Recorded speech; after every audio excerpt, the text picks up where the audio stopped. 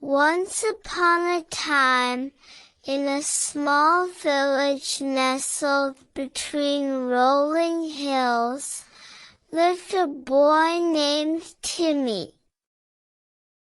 Timmy was known for his loud voice and love for pranks. One sunny day, Timmy had an idea. He decided to play a prank on the villagers, yelling, "Wolf! Wolf!" But there was no wolf. The villagers rushed to help, only to find Timmy laughing. Day after day, Timmy repeated his trick, always with the same result. The villagers grew tired and stopped helping. One day, a real wolf appeared. Timmy saw the wolf and knew he had gone too far. He ran to the village elder and whispered, "Wolf! Wolf!"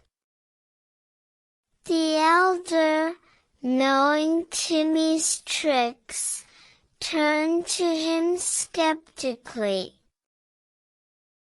Timmy pleaded, "I'm not joking. There really is a wolf. We need to warn the village."